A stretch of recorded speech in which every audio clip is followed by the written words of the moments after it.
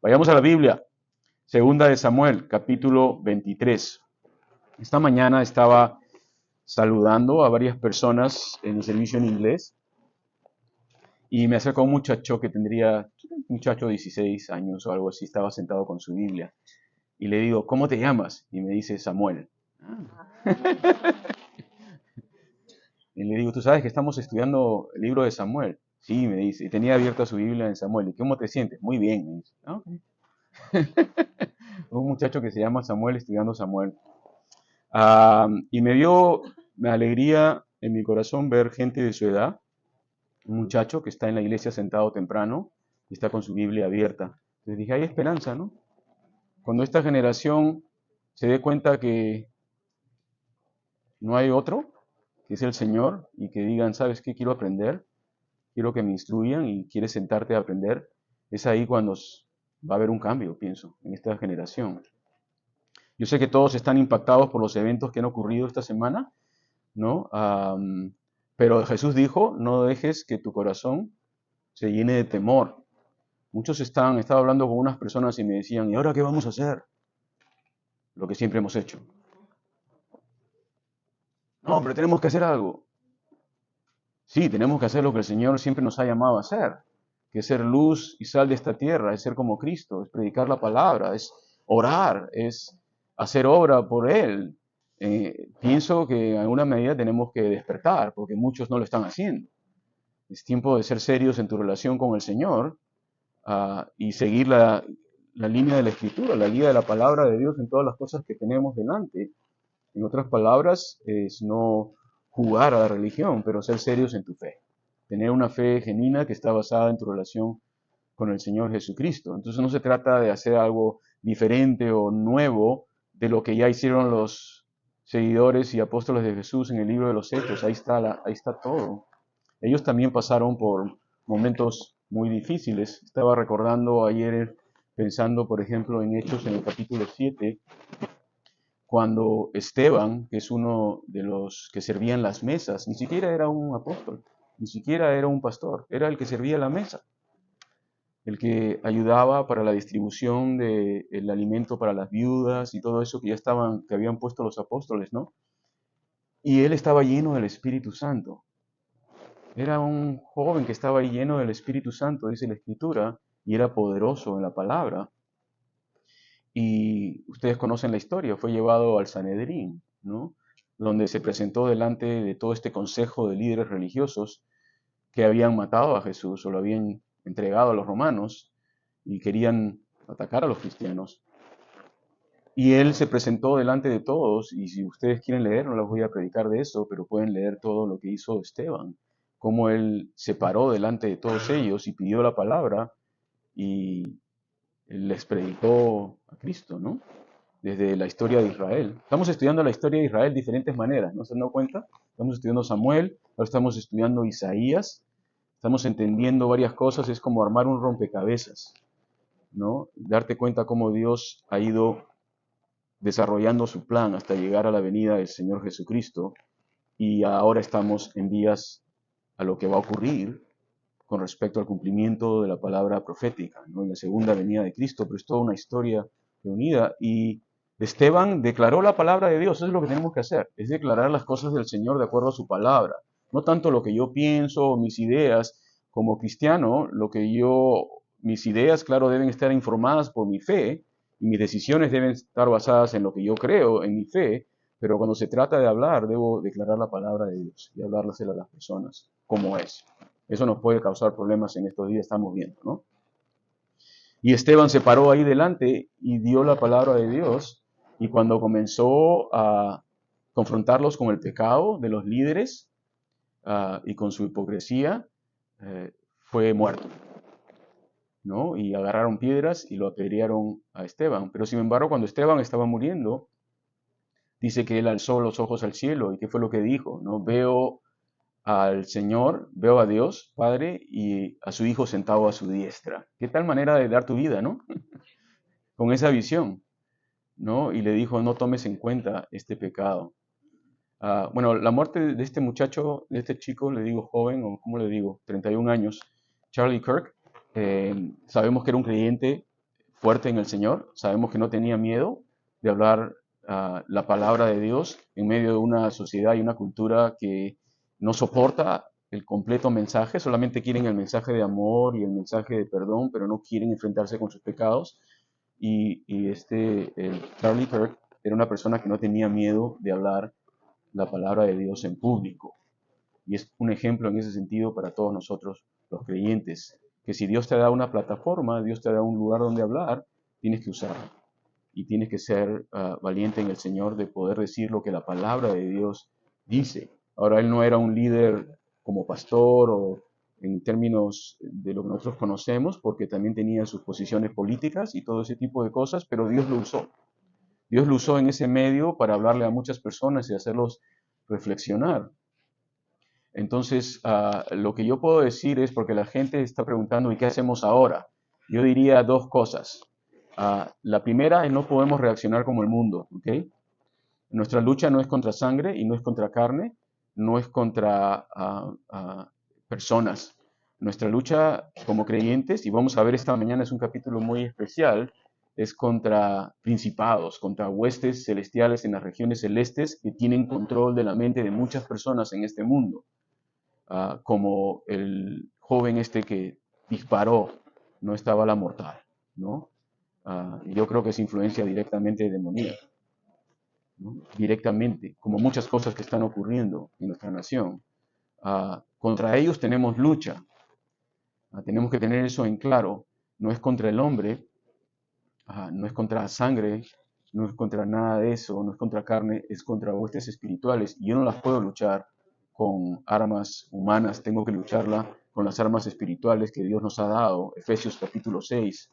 Es tiempo que el cristiano se ponga toda la armadura de Dios, incluyendo la palabra que es la espada del Espíritu, y usarla para dar testimonio. Creo que eso es lo que él quiso hacer, es usar la palabra de Dios para dar testimonio en los lugares más difíciles. No sé si ustedes han ido a compartir a universidades algún momento.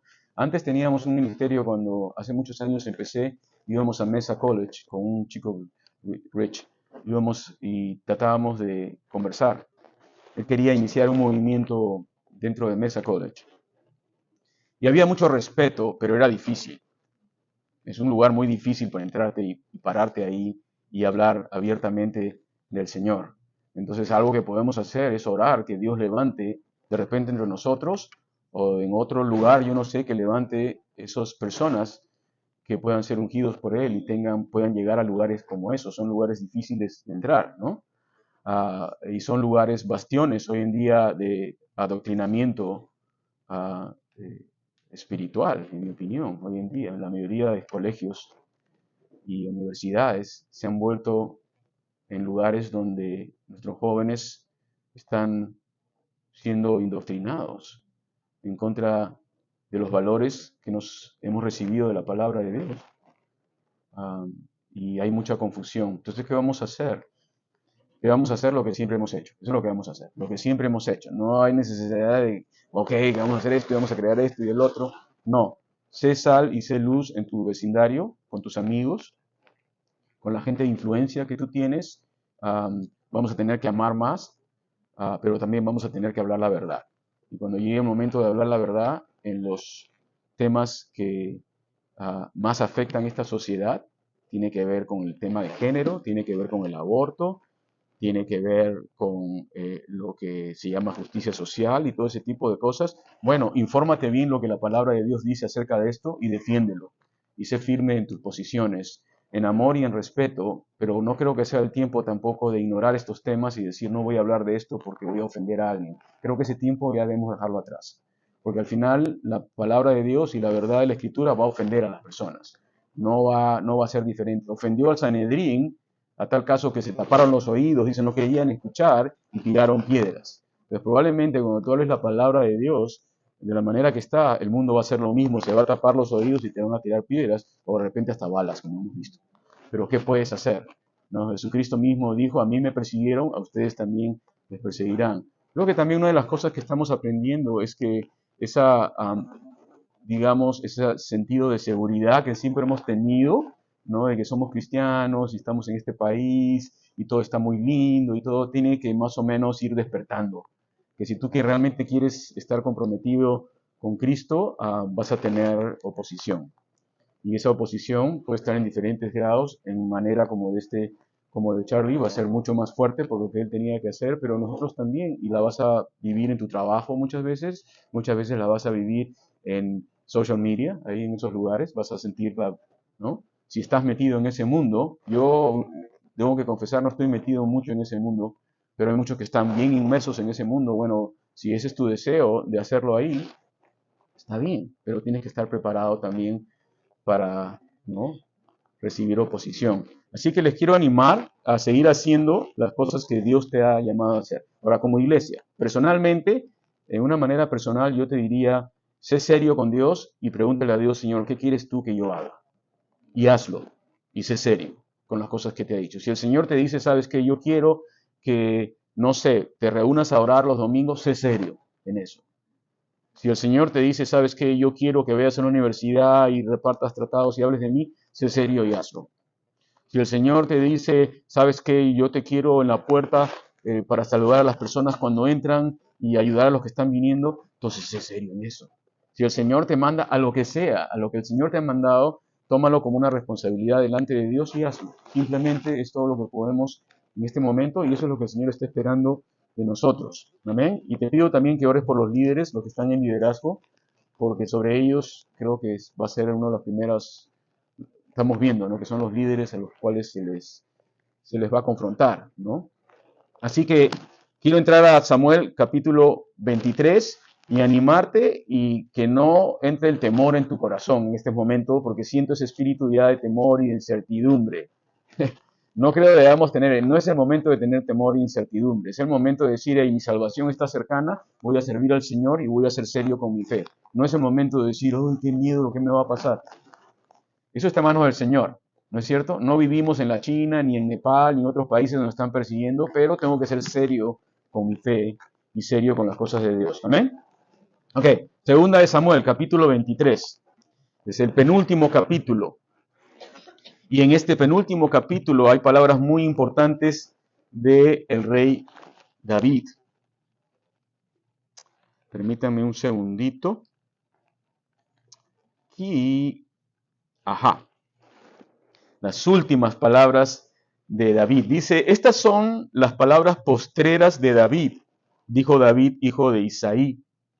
Dijo aquel varón que fue levantado en lo alto, el ungido del Dios de Jacob, el dulce cantor de Israel. El Espíritu de Jehová ha hablado por mí y su palabra ha estado en mi lengua.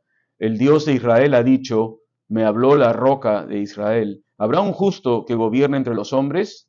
Que gobierne en el temor de Dios.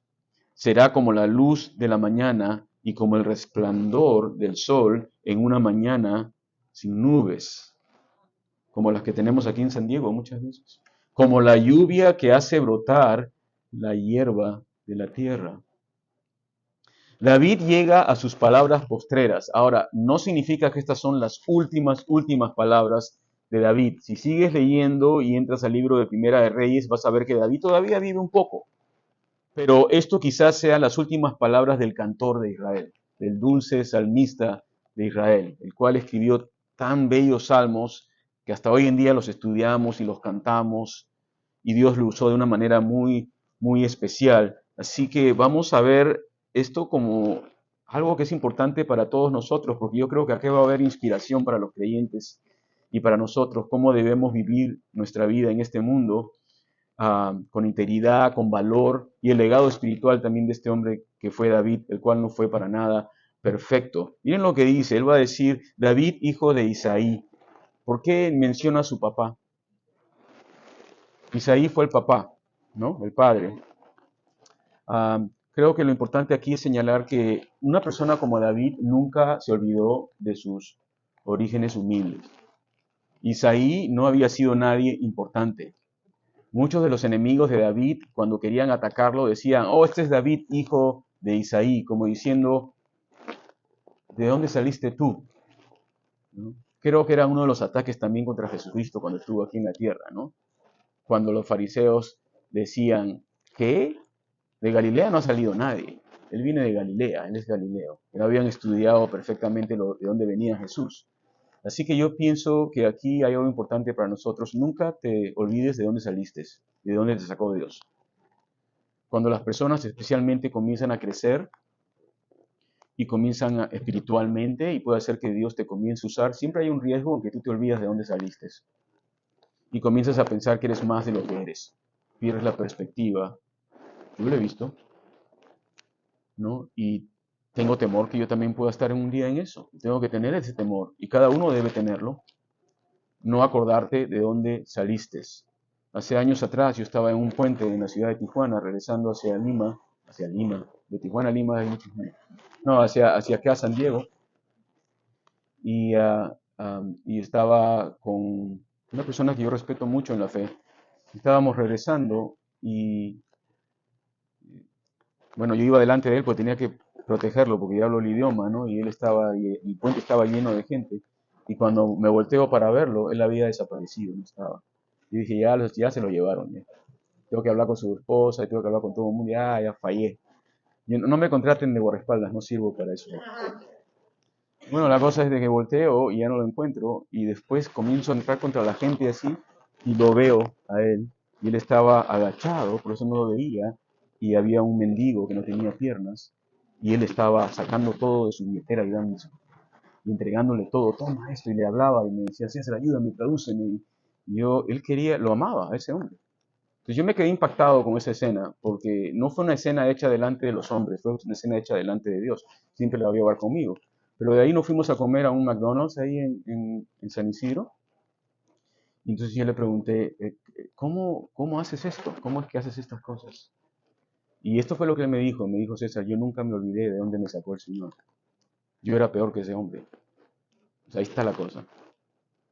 Cuando tú crees que eras bueno y que Dios te salvó porque eras no tan malo, nunca vas a poder entender la misericordia de Dios. Cuando tú realmente te des cuenta de cuán perdido estabas sin el Señor, cuán separado de Dios estabas sin el sacrificio de Cristo, entonces vas a comenzar a apreciar mucho más lo que Él ha hecho y lo que quiere hacer en tu vida y no vas a ser tan orgulloso de rechazarlo. Así que David nunca se olvidó que provenía de un lugar humilde y que él no debía nunca haber sido un rey. Sin embargo, él va a decir, dijo aquel varón que fue levantado, ¿qué? En alto, el ungido, el Dios de Jacob. Él fue levantado en alto, salió de un lugar humilde y fue levantado en alto. Y la Biblia dice que Dios es el que levanta, Dios es el que exalta y Dios también es el que humilla. No es del hombre hacerlo. Cuando el hombre se exalta a sí mismo, problemas. Y esa es la mentalidad que hay en el mundo, que tú eres aquel que tiene que exaltarse, tú eres aquel que tiene que subir a esa posición. Y no importa lo que sea, tienes que hacerlo. Sin embargo, aquí David reconoce y él dice, yo he sido el ungido del Dios de Jacob. Fue Dios quien me ungió. Y ungido no es un término que debes decir, el ungido, ¿no? No, por favor, no te asustes con esa palabra. Lo único que está diciendo es que Dios te ha elegido y que Dios te ha preparado y te ha formado para ese momento. Tienes una unción de parte de Dios. Hoy día tenemos la unción del Santo, que es el Espíritu Santo. Está en nosotros. Así que este ungido de Dios, que era David, había sido ungido por Dios y Dios lo había levantado en alto. Fue Dios el que permitió que lo levantara. Fue Dios el que trajo a este muchachito David a engendrarse con Goliat y que lo vio Saúl y Jonatán. Fue Dios el que le dio honra. Fue Dios el que hizo que el pueblo lo vea y diga, queremos que él sea el general del ejército. Fue Dios el que lo levantó. Fue Dios el que llevó a Samuel. Fue Dios, no fue David. No fue David que un día dijo, yo voy a ser rey. Yo quiero ser rey. Eso es lo que voy a hacer. No, fue Dios el ungido de Jacob. Porque David simplemente era un hombre. Era un hombre, tenía sus cualidades, por supuesto, pero era un hombre. Y después él se va a definir como el dulce cantor de Israel. ¿No te gusta eso? Algunos piensan que esta palabra dulce es un poco femenina. No, es el dulce cantor. Pero David no era así. David sabía usar la espada y la usaba bien, ¿no? Y no en el sentido despectivo, disculpen, pero en el sentido de que él era débil. No, David no era débil. Muchos también tienen la idea del Señor Jesucristo cuando estuvo aquí en la tierra, por los cuadros y el arte, que el Señor era todo débil, ¿no? Y que daba pena, ¿no? No, cuando el Señor entraba en un cuarto, todo el mundo decía, entró Jesús. O sea, yo no creo que él entraba con esa falsa humildad que a veces uno quiere proyectar. Él entraba con toda seguridad de quién era él y lo que tenía que hacer, pero entraba para servir. Es una lección que tenemos que aprender. Tienes que tener seguridad en el Señor. Eso no implica que no tengas humildad, porque humildad simplemente es dejar que Dios controle todo lo que eres tú y no tratar de usarlo para levantarte tú, ¿no? Es como que si tú tuvieses ayer estaba en el mall y había un Ferrari en la puerta, uno de los últimos, y ahí me lo quedé mirando yo, y mi corazón así codicioso dijo, como quisiera, en este carro. La gente se tomaba fotos y todo, ¿no? Pero pienso que la humildad es algo como que tienes un Ferrari y te vas por el freeway, qué te dice la mente? Ándate a 180, ¿no? Pero tienes un Ferrari y vas a 65. Tienes la potencia de ir a 200, pero no quieres hacerlo, quieres ir con todos. ¿Entienden lo que les quiero decir? No quiere decir que una persona humilde no pueda sobrepasar a muchos, no pueda hacer muchas otras cosas para levantarse al mismo, pero él decide, no, yo voy a estar con todos y voy a ayudar a todos, voy a ir detrás. Y la gente se pregunta, oye, pero tienes un Ferrari, ¿por qué no corres? No, vamos juntos, no hay problema. Es estar bajo el control del Señor, es tener tus habilidades y tus dones bajo el control del Señor y usarlos para servir a otros. ¿Le gustó el ejemplo del Ferrari? Y después me lo prestaron por una vueltita. ¿Sí? No. Y ¿qué no quiero decir? Me pusieron 3 tickets. Y no se vayan a asombrar, lo tengo acá en la puerta. Entonces, el dulce cantor de Israel, porque Dios le había dado un don a David, ¿no? Tenía un don de elocuencia y de cómo escribía David. Las cosas que él escribió, que eran muchas de sus experiencias personales, ¿no? De las luchas que él tuvo, pero Dios le inspiró a través de esas luchas, esos problemas, las persecuciones, las pérdidas, su propia caída, su pecado. Dios le inspiró para poder escribir cosas que han llegado hasta nuestros días, que vienen directamente del corazón de Dios, pero Dios usó a David. Es como cuando tú vas a una de esas catedrales antiguas y ves esos vitrales. ¿Has visto esos vitrales hermosos si has tenido oportunidad de viajar? ¿No? Y ves la luz que entra por ellos y dices, qué bello, ¿no? O sea, te impresiona el arte y todo eso, pero si te acercas bastante, son pequeños cristalitos de color, ¿no? Que están todos juntos y realmente es la luz que pasa a través de ellos, lo que es hermoso, ¿no? Y yo pienso que es de la misma manera, Dios nos ha dado dones y todo eso, pero no es que el don en sí o tú en sí estás proyectando esa luz, la luz viene de otro lado, viene a través tuyo y se proyecta y es hermosa. Entonces Dios le dio gran habilidad artística a David, porque David era un artista, ¿no? No solamente dice que compuso todas estas canciones, pero él podía haber estado en el Spotify número 1 de esa época, estoy seguro, porque escribió cuántas canciones. Y todas eran hits, todas eran que la gente quería, y hasta ahora el pueblo de Israel los canta, ¿te imaginas? Ah, y no solamente eso, dice en Crónicas que él diseñó muchos instrumentos musicales. ¿Sabías eso? David tuvo una orquesta de más de 1000 personas. En su orquesta habían 1000 personas. De en Crónicas, ¿no? Tenía un orquestón.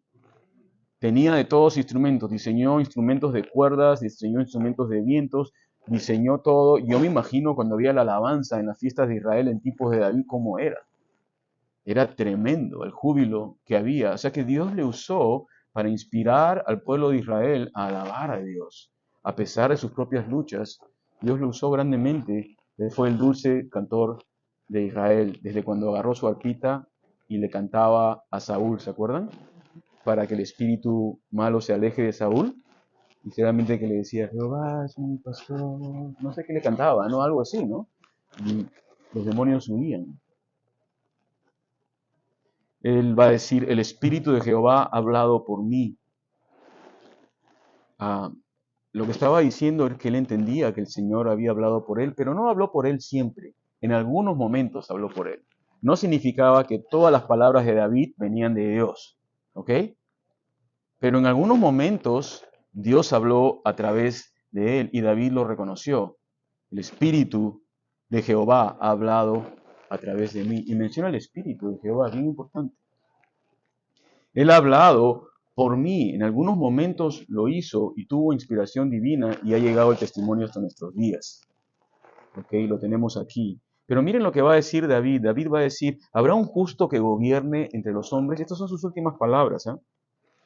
O su último discurso, o su último salmo, si ustedes quieren llamarlo. Habrá alguien que gobierne entre los hombres, que gobierne en el temor de Dios. Eso es lo que está diciendo.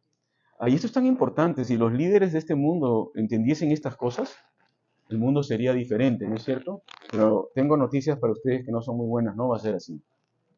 Los líderes de las naciones no están interesados en las cosas de Dios. Los políticos, muy pocos, están interesados en gobernar de acuerdo a los preceptos y las ordenanzas de la palabra de Dios. Y los que tienen ese interés son atacados en este mundo, porque el príncipe de este mundo sabe quién es. ¿Okay? Sin embargo, Él nos va a dar un testimonio y Él va a decir, el Espíritu de Jehová, habrá un justo que gobierne entre los hombres.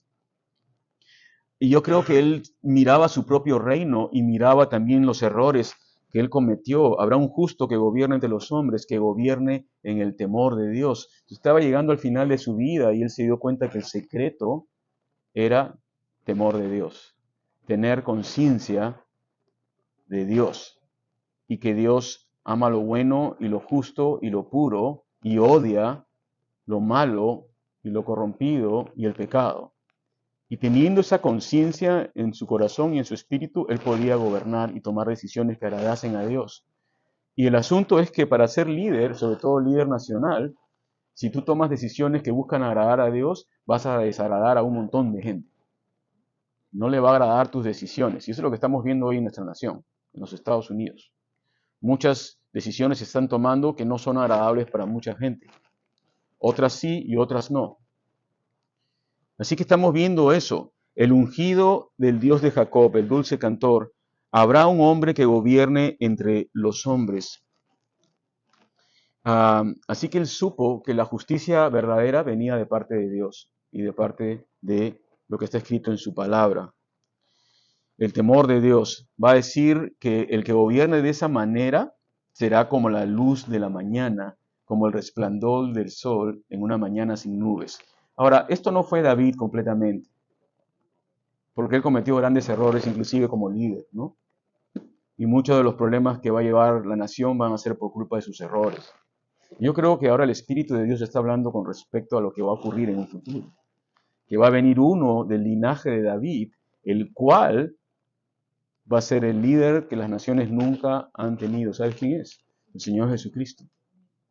Y dice que Él será como la luz de la mañana, que es lenguaje del Nuevo Testamento y del libro de Apocalipsis. Él va a ser como el resplandor del sol en una mañana sin nubes, puro, ¿no? Y brillante. Nadie se va a poder oponer a Él, como la lluvia que hace brotar la hierba de la tierra. Entonces ahora el Espíritu de Dios está hablando proféticamente a través de David con la llegada de este rey que un día vendría a este mundo, primeramente como un niño y como un hombre a morir, pero después en su segunda venida a gobernar. Y él sería, y él va a ser, el que va a ser como la luz de la mañana. Qué linda figura poética, como la luz de la mañana, como el sol dice que sale y no hay ninguna nube, claro, completamente. Y esos son los días que estamos esperando, hermanos. Y aunque hay un sol bonito acá en San Diego, esto todavía no es.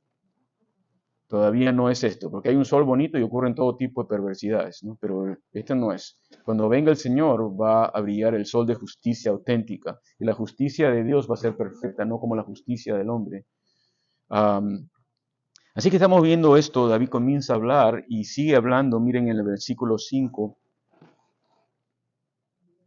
Permítanme aquí. David reconoce que es por la gracia de Dios. No es así para con mi casa, dice. Sin embargo, Él ha hecho conmigo pacto perpetuo, ordenando todas las cosas y será guardado, aunque todavía no haga Él florecer toda mi salvación y mi deseo. mas los impíos serán todos ellos como espinos arrancados, los cuales nadie toma con la mano, sino que el que quiere tocarlos se arma de hierro y de asta de lanza, y son del todo quemados en su lugar. Entonces David reconoce que su reinado no ha sido perfecto. Dice, no es así mi casa para con Dios. Porque su casa hubiera un montón de problemas, ¿no? Absalón, su hijo, se rebeló. Imagínate que tu propio hijo se rebela y casi destruye todas las cosas y Absalón va a morir por eso. David recuerda perfectamente su caída con Betsabé y haber matado a uno de sus hombres principales, vamos a ver, a Urías Eteo, y se va a dar cuenta de las cosas que él había hecho y que su familia había pagado mucho por esto, y supo que su reinado se acababa y ya se quedaba corto. Pero miren, va a decir, sin embargo, él ha hecho pacto conmigo perpetuo. ¿Se acuerdan cuando Dios estableció su pacto con David? Cuando David dijo, ¿sabes qué? Te voy a construir casa, Señor. ¿Se acuerdan? Porque yo vivo acá en mi palacio y el arca está en esta carpa, acá en esta tienda. Yo te voy a construir casa. ¿Y se acuerdan lo que dijo Dios? ¿Tú me vas a construir casa? No, te tengo una cosa diferente. Yo te construyo una casa a ti. ¿Qué te parece? Ya, ok, yo diría, está bien, ¿no? Mira, Señor, tú construye mi casa, ¿no? ¿Y cuál va a ser su casa? Va a ser su descendencia, le dijo, ¿no? De tu descendencia, ¿no? Vendrá aquel. Y entonces tenemos la línea de David hasta la llegada del Señor Jesucristo. Lee Mateo capítulo 1. Aparece Jesús en la historia como descendiente de David. Y el Señor no tiene vergüenza de llamarse el hijo de David, ¿no? Imagínate, a pesar que David fue bien pecador.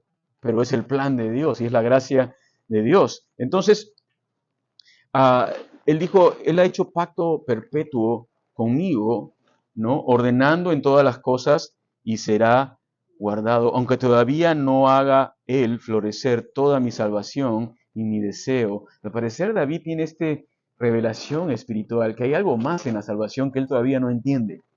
Porque la salvación en el Antiguo Testamento tenía que ver con literalmente ser salvo de los enemigos que tenían alrededor. Es decir, si tú tenías un ejército que venía a atacarte y Dios te liberaba, esa era salvación para ellos. Me salvaste de mis enemigos. Pero David todavía no tiene completamente entendimiento, al parecer el Espíritu le está revelando, le dice, no, tu salvación todavía no está completa. No solamente es la salvación de los hombres, pero es la salvación de tu alma. Y eso se va a realizar cuando venga el Señor Jesucristo, el descendiente de David, ¿no? Entonces, por la gracia de Dios. Hubo otro hombre de Dios que también ha sido muy importante para nosotros y lo sigue siendo, que es el apóstol Pablo, ¿no es cierto? Muchos años después, 1000 años después, va a aparecer el apóstol Pablo después del Señor Jesucristo, y él va a decir lo siguiente, él va a decir en 1 Corintios 15:10, si lo quieren apuntar yo se los leo, pero por la gracia de Dios soy lo que soy. Y su gracia no ha sido en vano para conmigo, antes he trabajado más que todos ellos, pero no yo, sino la gracia de Dios conmigo. El apóstol Pablo también fue un gran hombre de Dios y también cometió errores muy fuertes antes de conocer al Señor. Él fue perseguidor de la iglesia. Pero cuando llegó a sus últimos días, él dijo, no soy yo, fue la gracia de Dios. Y ese es el corazón que Dios busca al final en aquellos que le sirven, que reconozcamos quién ha hecho las cosas y quién ha tenido misericordia. No somos nosotros, sino es Dios. Así que ahí tenemos a David reconociendo que todavía hay algo, su salvación y su deseo no ha florecido todavía, mas los impíos, dice, ellos serán destruidos como espinos arrancados. Él reconoce que el fin de aquellos que gobiernan las naciones sin temor de Dios va a ser terrible. ¿Cuánto juicio está esperando por gobernantes que han gobernado sin temor de Dios a través de la historia? Eso va a ser bien fuerte. Aquellos que han aprovechado sus posiciones para cometer injusticias y para cometer actos de maldad, aquellos que han dado leyes y se han gloriado en leyes perversas, que han pervertido el derecho y que han pervertido el orden de la creación de Dios, ellos van a dar cuenta delante de Dios. Tú te puedes sentir molesto con algunas cosas, pero todas estas personas van a dar cuenta delante de Dios porque no tuvieron temor de Dios y tienen que tener el testimonio de Dios. Y el testimonio de Dios está ahí, en el Señor Jesucristo. Esto creo que admiro de Charlie Kirk, que él no tenía temor de decir a las personas y llamar los pecados de las personas por lo que eran y poder darles testimonio de que el Señor quería perdonarles, ¿no? Así que eso es importante. Por otro lado, am, es el legado de David, ¿no? Antes de hablar de los valientes de David, quizás tenemos que hablar de esto un ratito. ¿Cuál es o quieres que sea tu legado en este mundo? ¿Qué es lo que tú quieres dejar atrás? Si alguien te va a recordar un día, ¿por qué cosa quieres que se te recuerde? No quiero sonar un poco raro, pero hay personas que yo encuentro a veces y digo, ya estoy preparando mi memorial service. Y le digo, no, yo no quiero hacer eso, ¿no? Pero hay personas que están pensando ya, quiero esto y quiero el otro y quiero que tú hables y quiero... A mí esa conversación como que me da así un poco, no, relájate, ¿no? Todavía no pasa nada. Pero sí yo tengo personas que me han hablado ya directamente y me han dicho, quiero que hagas esto y esto y esto y esto. Y le digo, ¿qué pasa si me muero primero? Oh, ¿verdad? No había pensado en eso. Entonces voy a llamar a un pastor suplente, por si acaso te pase algo a ti. La opción B. Entonces, no sé, ese tipo de cosas, pero ¿cuál es tu legado? ¿Qué cosas quisieras dejar? No tanto que se... Algo que tú... Hace poco hablaba con un amigo mío. Un amigo mío me ha dicho que estoy escribiendo un libro, me dice. Y no es un libro, es un amigo muy querido, muy cercano a mí. Él está investigando las raíces de su familia, de dónde vino su familia, tanta cosa, y también cómo llegó al Señor y quiere escribir un libro y me dice, lo voy a llamar Carta para mis nietos. Es Carta para mis nietos, se lo quiero dejar a ellos para que sepan mi historia. Me puse a pensar y dije, wow, está bueno eso. Si yo pudiera dejarle algo a los que vienen detrás, ¿qué les dejaría? ¿Cuál es mi legado? ¿No? Y algunos dirán, bueno, no tengo mucho legado. Bueno, ¿qué hay de tu fe en Cristo cuando creíste en Él? Cuando decidiste seguirlo y en tus luchas tú has avanzado y has perseverado hasta el final. Quizás eso puedes hablarles, ¿no? A otras personas, pero piensa en eso, no tanto para tú llenarte de gloria delante de los hombres, pero algo que tú puedas dejar que otras personas digan, mira, podemos seguir este camino, podemos hacer esto, ¿no? Y eso puede inspirar a otras personas, ¿no? Ahora todos quieren escribir libros, seguro. Carta para mis nietos, carta para mis gatos, carta no sé, no sé, ¿no? Para mis tataranietos y para mis vecinos, no sé. De repente carta para tus enemigos. ¿Qué les dejarías a ellos? Ok, vamos a pasar a una cosa diferente rápidamente con David. David ahora nos va a hablar en segunda de Samuel. Vamos a tener la historia de los valientes de David. Esta parte a mí me gusta. Y a todos los hombres creo también, los valientes de David. Eso es lo que yo quería. Ya me cansé del cantor dulce de Israel. Ahora quiero hablar de los valientes. Estos son los nombres de los valientes que tuvo David. Josep Basebet, el Tacmonita, principal de los capitanes. Esta era Adino, el esnita, que mató a 800 hombres en una ocasión. Después de este, Eleazar, hijo de Dodo, Ahoita, uno de los 3 valientes que estaba con David cuando desafiaron a los filisteos que se habían reunido allí para la batalla y se habían alejado los hombres de Israel. Este se levantó e hirió a los filisteos hasta que su mano se cansó y quedó pegada a su mano a la espada. Aquel día Jehová dio una gran victoria y se volvió el pueblo en pos de él tan solo para recoger el botín. Después de este fue Sama, hijo de Age, Ararita. Los filisteos se habían reunido en Lei, donde había un pequeño terreno lleno de lentejas, y el pueblo había huido delante de los filisteos. Él entonces se paró en medio de aquel terreno y lo defendió y mató a los filisteos, y Jehová dio una gran victoria. Me gusta ese capítulo, no sé, discúlpenme, pero me emociona ese capítulo. Comienzo a leer estas cosas, ya estoy en mi mente, estoy ahí con ellos. No creo que haya estado luchando como ellos, pero bueno, ¿no? Al menos, ¿no? Pero lo primero que podemos ver es que David no luchó solo. Dios levantó personas que estuvieron con él y fueron tan importantes como David y usados de manera poderosa como David. A veces pensamos que solamente ciertas personas, pero hay muchos que están alrededor que son usados por Dios y tienen su propia fe y su propia relación con Dios. Y vamos a hablar de la vida de algunos de ellos. Entonces David dependía de otras personas. No seas un creyente solo en las cosas que tú haces. Estoy en una misión solo. No, tú necesitas personas en tu vida Necesitas ayuda, necesitas apoyo en las guerras que tenemos delante. Ahora, cuando veamos estas cosas, quiero que tomes en cuenta lo que el apóstol Pablo dijo en el libro de Filipenses en el capítulo 6. Antes de leer estas cosas sería bueno que recordemos el capítulo 6 de Filipenses. Vayamos a Filipenses capítulo 6 rápidamente. No lo tengo en las notas, pero siento que debemos hacerlo.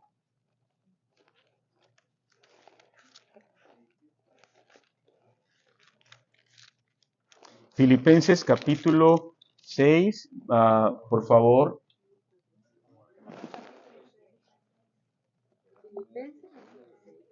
No. ¿No? ¿Qué dije? No, yo dije Efesios, ustedes dicen Filipenses. Yo he dicho Efesios, ¿no? Ustedes tienen que... Abran sus oídos, por favor. Efesios capítulo 6. Por eso les dije, no está en mis notas, disculpen. Ya. Efesios capítulo 6, versículo 10.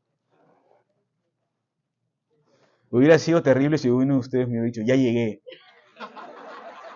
Ok, ahí dame tu Biblia para ver la noticia. Ya estoy aquí, ya estoy en el capítulo 6 de Filipenses. A ver qué Biblia estás leyendo, dámela. Capítulo 6, versículo 10. Por lo demás, hermanos, fortaleceos en el Señor y en el poder de su fuerza, vestidos de toda la armadura de Dios, para que podáis estar firmes contra las acechanzas del diablo.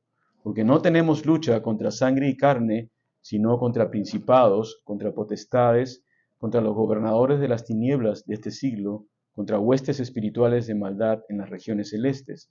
Por tanto, tome toda la armadura de Dios, para que podáis resistir el día malo, y habiendo acabado todo, estar firmes. Estad pues firmes, ceñidos vuestros lomos con la verdad, y vestidos con la coraza de justicia, y calzados los pies con el apresto del Evangelio de la paz. Sobre todo, tomad el escudo de la fe, con que podáis apagar todos los dardos de fuego del maligno, y tomad el yelmo de la salvación, y la espada del Espíritu, que es la palabra de Dios, orando en todo tiempo y con toda oración y súplica en el Espíritu, y velando con ello con toda perseverancia y súplica por los santos y por mí, a fin de que al abrir mi boca me sea dada palabra para dar a conocer con denuedo el misterio del Evangelio, por el cual soy embajador en cadenas, que con denuedo hable de él como debo hablar. Tremendas palabras del apóstol Pablo.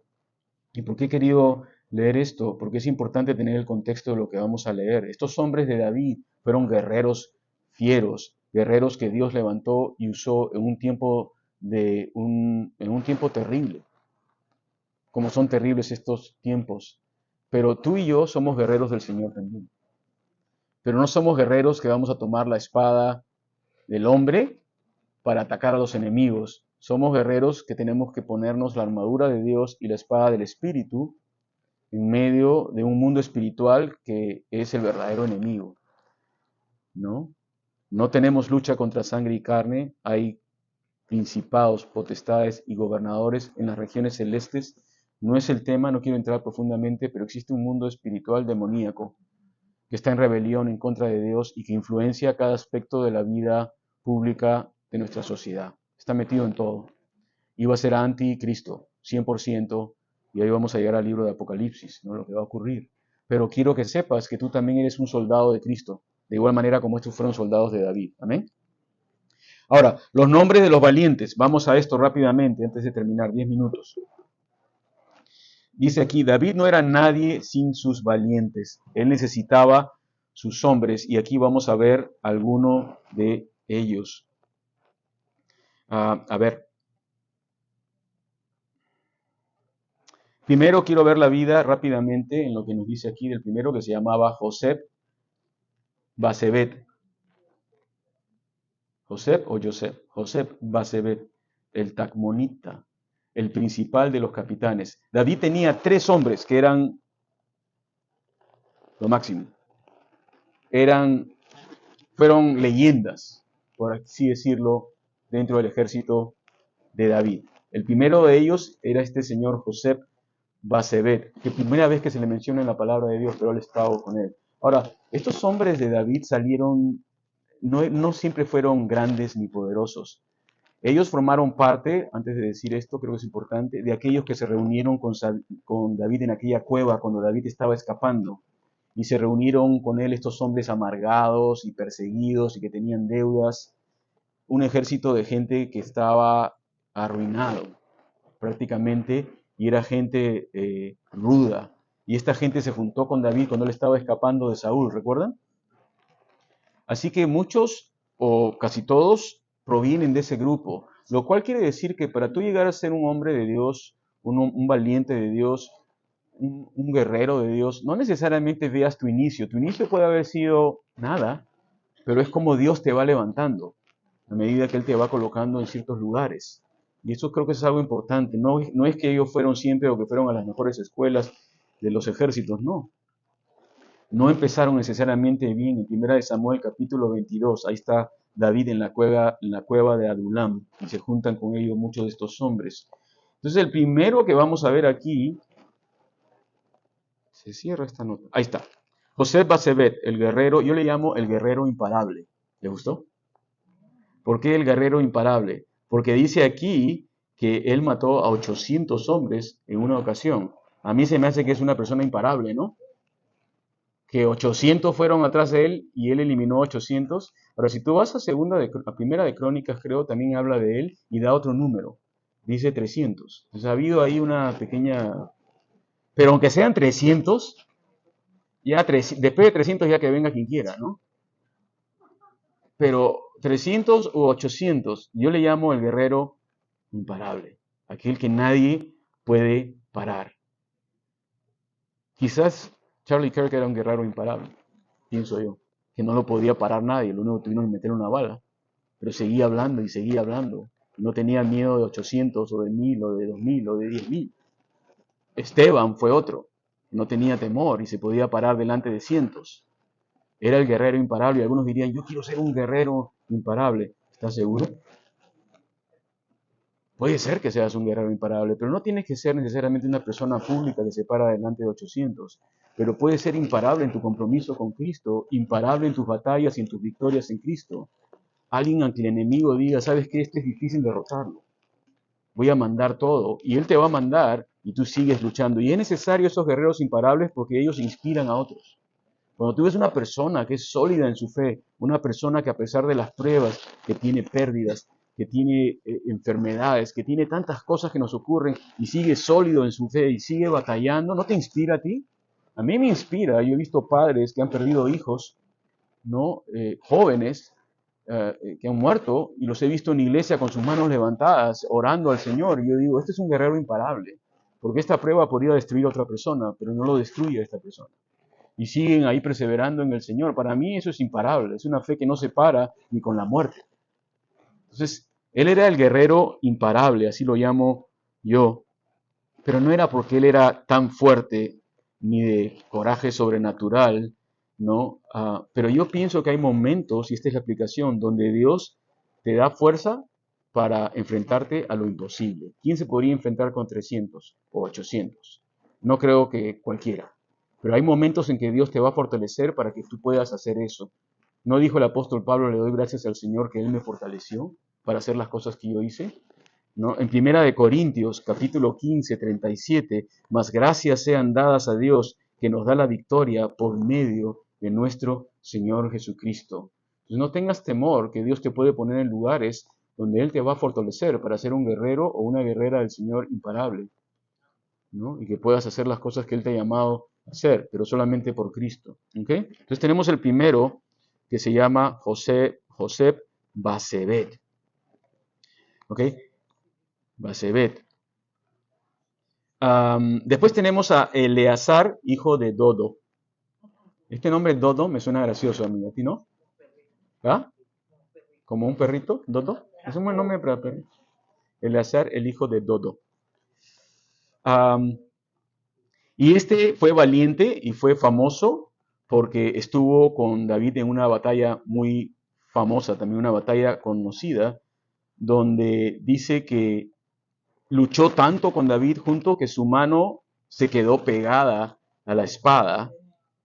Era un hombre tenaz, era un hombre que no dejaba la espada y al final cuando terminó la batalla, tuvieron que traer 5 fortachones para abrir los dedos, porque estaba su mano soldada a la espada, engarrotada de lo que él había luchado. Entonces, para mí, que lo tengo en mis notas que yo apunté, para mí este Eleazar es el hombre tenaz,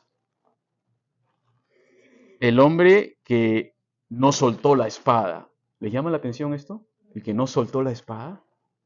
Hemos leído en Efesios que dice que tomemos la espada del Espíritu. No significa ahorita que te vas a ir y te vas a llenar de un montón de armas de este mundo.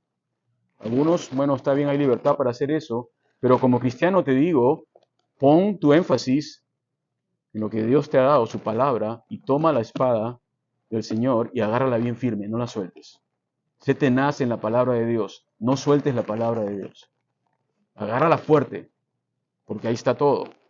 Ahí te vas a poder defender y vas a poder atacar en el mundo espiritual. Es la única manera. Así que esta tenacidad que tuvo este hombre, imagínate que llegue el día que el Señor te reciba, que tú vas al Señor o el Señor viene primero y te encuentra con una Biblia así agarrada así. Y el Señor te ya déjala, ya llegaste. Qué lindo sería, ¿no? Ya, cálmate, ya estás en la casa, ya estás conmigo. ¿Estás seguro? Sí, ya, ok, deja la Biblia. Ahí la dejas ya, porque ya estás con la palabra viva, ¿no? Ya no necesitas el libro, ya estás con la palabra viva, pero mientras tanto agárrate bien de ella, porque viene un ride bien fuerte, las subidas y bajadas, y tienes que agarrarte de este libro con todas tus fuerzas. Y ser un amante de la escritura tenaz. Agárrate de la palabra, así como Adino o como Eleazar, hijo de Dodo, no se cansó y quedó agarrado de la palabra. Después viene otro que se llama Sama. ¿Sama se llama o no?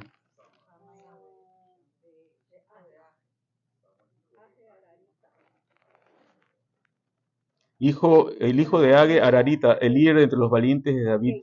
Dice que él se paró en medio de un terreno donde habían lentejas. ¿No?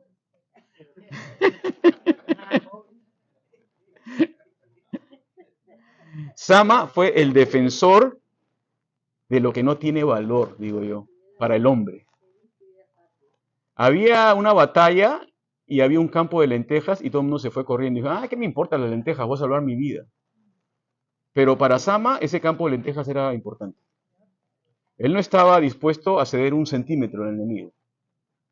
Aún en lo más simple y pequeño que es ante los ojos de los hombres. Yo no voy a ceder.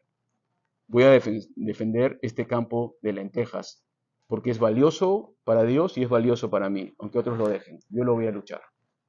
Y eso me dice que Sama es un ejemplo de constancia y de fidelidad, aún en las pequeñas cosas. Aún en las pequeñas cosas. Muchos quieren llegar a las grandes cosas y a las grandes, no sé, ser usado de una manera grande. Empieza siendo fiel en lo que otros desprecian, en tus propias lentejas, en tu campo de lentejas que nadie quiere. Sé fiel ahí y ponte fuerte contra el enemigo. Algo pequeño que Dios te ha mandado a hacer, pero sé fiel en tu propio campo de lentejas y después me invitas a comer tu guiso de lentejas. A mí me gustan las lentejas, ¿no le gustan las lentejas? Con tocino le ponen adentro. ¿Ok? Entonces tenemos aquel hombre que perseveró y tomó valor en las cosas de Dios, aun las cosas que son pequeñas y que nadie quiere hacer. ¿No? Nadie quiere hacer ciertas cosas. Dicen, ¿para qué voy a hacer que lo haga otro? No, si Dios te llamó, haz eso. Ese es tu campo de lentejas, hazlo y sé fiel. Después están estos 3 hombres. Miren, el versículo 13, tengo unos minutos más, dice, y 3 de los 30 jefes descendieron y vinieron en tiempo de la siega de David en la cueva de Adulam, y el campamento de los filisteos estaba en el valle de Refaim. David entonces estaba en el lugar fuerte, y había en Belén una guarnición de los filisteos, y David dijo con vehemencia, ¿quién me diera a beber el agua del pozo de Belén, que está junto a la puerta? Entonces los 3 valientes irrumpieron por el campamento de los filisteos, y sacaron agua del pozo de Belén, que estaba junto a la puerta, y tomaron y la trajeron a David. Mas él no la quiso beber, sino que la derramó para Jehová, diciendo, lejos sea de mí, oh Jehová, que yo haga esto. He de beber la sangre de los varones que fueron, he de beber yo la sangre de los varones que fueron con peligro de su vida, y no quiso beberla, y los 3 valientes hicieron esto. Estos 3 valientes no sabemos su nombre, No sabemos quiénes fueron, pero nos narra, este pasaje nos narra de una batalla que tampoco la hemos conocido hasta ahora, pero es impresionante porque aprendemos algunas cosas importantes. Fue cuando David estaba en la cueva de Adulam y Saúl lo perseguía y estaban los filisteos que también querían matarlo. Y dice que David entonces entró en un lugar fuerte y había en Belén una guarnición de filisteos. Y Belén era una ciudad muy especial para David, y es una ciudad muy especial en la Biblia, ¿no? Y David comenzó a hablar así, dijo, ay, ¿quién me diera a tomar del agua del pozo de Belén? ¿No? Se recordaba probablemente de su infancia, diciendo, me acuerdo del sabor de esa agua, ¿no? ¿Quién me diera a beber? Y lo habló en voz alta, y estos tres hombres que estaban ahí escucharon, David quiere tomar. Se reunieron en la noche y dijeron, David quiere tomar del agua del pozo. Vamos. Y los tres agarraron y se metieron en una misión secreta y sacaron del agua de este pozo donde había un montón de enemigos y se la trajeron a David. Cuando se la presentan a David, dice, acá tienes el agua. Y David se asombra y se dice, él nunca pensó que iban a hacer eso, pero es tal su asombro y es tal su reconocimiento que él dice, yo no puedo hacer esto, no puedo tomar esta agua, porque estoy asombrado que ustedes hicieron esto por mí, se la voy a dedicar al Señor, no soy digno de esta agua. Y se la entrega. Entonces, ¿qué podemos aprender de estos tres hombres? Rápidamente para terminar. Y hay otros que podríamos hablar.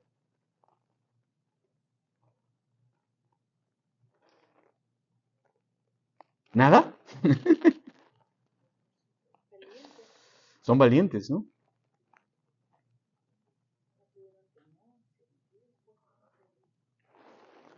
Ok.